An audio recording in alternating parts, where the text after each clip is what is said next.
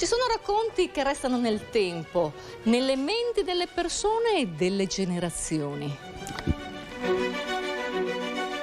Questo è ciò che accade e si ricorda a Castelfranco Veneto, dove in un tempo lontano partivano i nostri migranti e dove per protezione sotto i portici del centro si invocava la protezione della Beatissima Vergine Maria, Madonna delle Grazie.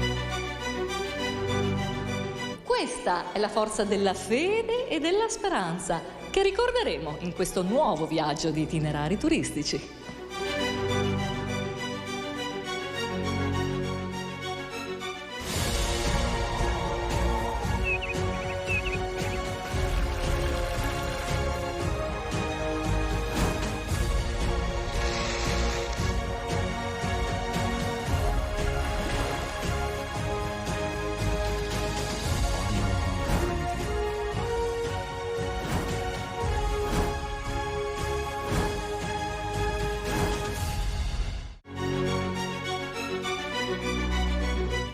Un luogo di vera devozione popolare qui a Castelfranco, ma nel Cinquecento non era così, vero Assessore?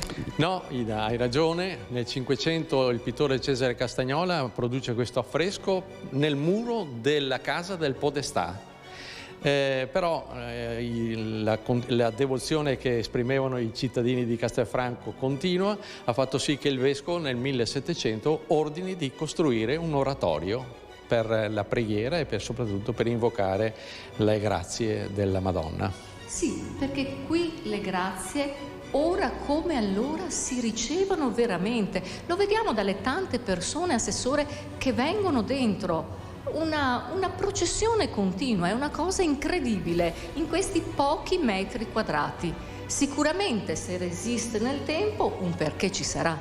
Tu pensa che già nel 1708 riuscivano a raccogliere 8.400 lire dell'epoca e con questo naturalmente hanno costruito l'oratorio. Sicché vuol dire che le persone che frequentano e che chiedono naturalmente l'assistenza, diciamo così, della Madonna sono tantissime, tuttora, perché vediamo gli ex voto presenti e soprattutto da questi poi noi quest'anno abbiamo creato la più bella mostra appunto che potevamo esprimere con gli ex voto della Madonna delle Grazie. E allora portiamo nelle case dei nostri telespettatori gli ex voto, queste opere bellissime da vedere e da capire fin dai primi degli anni 700. Andiamo.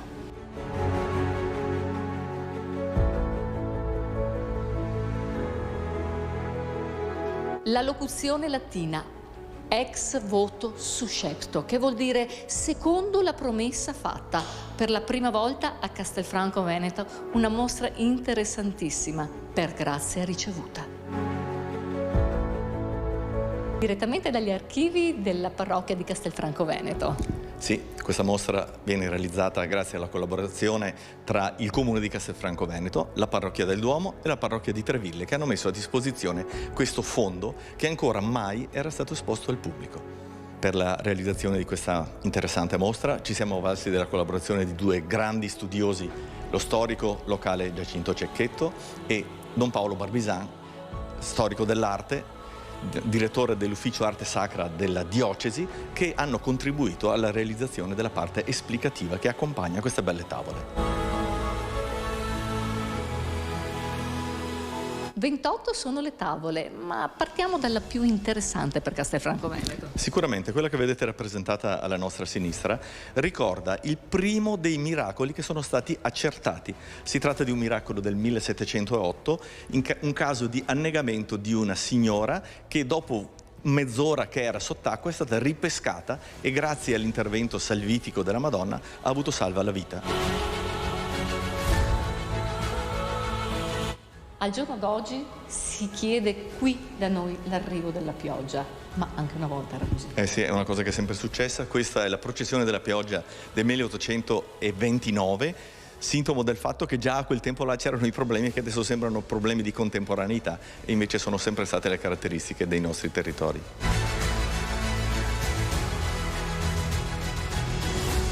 questo è un ex voto molto interessante perché raffigura in maniera specifica la nostra città e la sua cinta muraria. Vedete che c'è un signore che cade ed è un signore vestito a festa, non perché fosse in giro per le mura vestito a festa casualmente, ma perché aveva ricevuto la grazia del Signore e per presentarsi davanti al Signore bisogna avere l'abito migliore. Questa e molte altre curiosità potrete capire e scoprire venendo a visitare questa mostra Castelfranco Veneto, Galleria del Teatro Accademico, aperta fino al 5 di settembre. Percorriamo questo corridoio e lasciamo alle nostre spalle le testimonianze di fede e di un tempo passato per entrare in un altro tempo, in un'altra era. L'era dell'emigrante, e ne parliamo con Stefano Marcon, sindaco di Castelfranco. Buonasera sindaco. Buonasera Ida e benvenuti. Una grande festa da quest'anno per la prima volta a Castelfranco Veneto, come mai? In occasione dei 50 anni della Trevisani nel mondo abbiamo sentito il dovere di esserci come Castelfranco, perché Castelfranco, come tantissimi cittadini del Veneto, della provincia di Treviso, ha dato molto al tema dell'emigrazione e quindi è giusto riconoscere a chi ha lasciato le proprie origini, la propria terra madre, quel ricordo e quel giusto riconoscimento che noi dobbiamo dare a questi nostri concittadini che sono andati a trovare fortuna, chiamiamolo così, all'estero e si sono distinti portando avanti il nome della città, il nome della provincia in modo positivo e quindi lo sentivamo quasi come un dovere. Mezzo secolo di sostegno all'emigrazione trevigiana e ne parliamo con il presidente dell'associazione Trevisani nel mondo. Buonasera Presidente. Buonasera, la nostra è un'associazione che è nata 50 anni fa dalla felice intuizione che ha avuto Don Canuto Toso, il nostro fondatore, che aveva come sua missione personale quella di fare il pastore tra gli emigranti in giro per il mondo. Il vescovo di allora, Antonio Ministro Rivo, l'ha convinto invece a fondare la nostra associazione dedicandosi agli emigranti e ai lavoratori italiani, però seguendoli dalla sua diocesi, quindi da Treviso. Una bella famiglia, arrivano da Vancouver in Canada. Benvenuti. Grazie. L'italiano gliel'ha insegnato i genitori? Sì, sempre da piccola mi hanno insegnato l'italiano, anche pure il dialetto veneto. Quindi ambedue le lingue? Sì. Per mantenere proprio le origini italiane? Sì. E lei cosa si ricorda? Cosa le raccontava il papà? Mi ricordo se è così che l'ultima volta che ero qua che avevo 7 anni, sono 42 anni fa, all'inizio di oggi. Quindi lei è arrivato qua che aveva 7 anni per la prima volta, questa è la seconda volta che arriva proprio per questa manifestazione. Sì. Cosa vuol dire arrivare in Italia? Qual è l'emozione? Bellissimo. Ma Assessore, quanto è bello ricordare e portare alle nuove generazioni questi lavori che al giorno d'oggi non ci sono più. Come vedi, concretamente ci sono gli oggetti, ci sono i mezzi di trasporto, come vedi i carretti, eccetera. E scoe, perché una volta già era scoe e spazzacamino. Che esatto, e tanti altri mestieri che poi vedremo sviluppati nella piazza del Duomo di Certo, perché ho sentito che il nostro sindaco ne sta provando qualcuno di questi mestieri, perché lui è il principe. Andiamo a vedere cosa sta Adesso facendo. lo troveremo.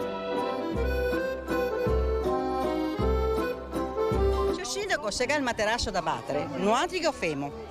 Ma in giornata proprio goffemo va Così io vedo come che si fa. Ma dopo se vi piace, sicuramente di sì che ma per materassi no, garia qualcos'altro da battere. Ma faccio tutto, come che voi siamo qua a disposizione. A disposizione per il sindaco. Che se pie donne una volta.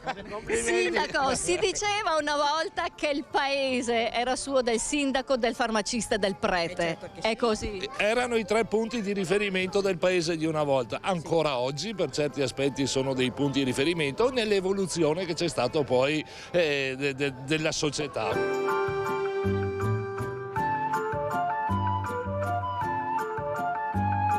A Castelfranco Veneto per la prima volta per ben 2 giorni consecutivi abbiamo una manifestazione importantissima, il turismo delle origini. Di cosa si tratta nello specifico?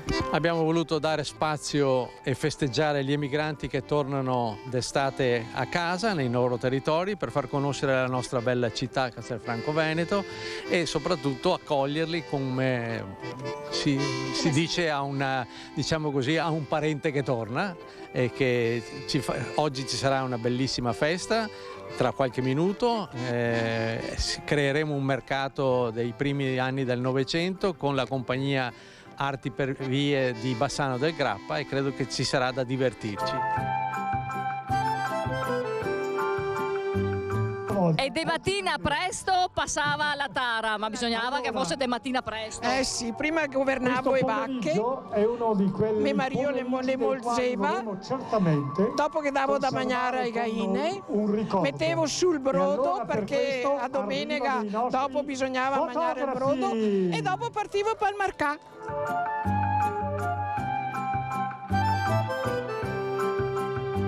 Perché una volta andava de moda i merletti. E certo, e se passava l'elastico dei mutande, adesso si butta via, ma una volta se passava, che fatica che era. E dopo mi giusto anche i calze, che i busi, e se va avanti in drio, che se il buso non c'è più.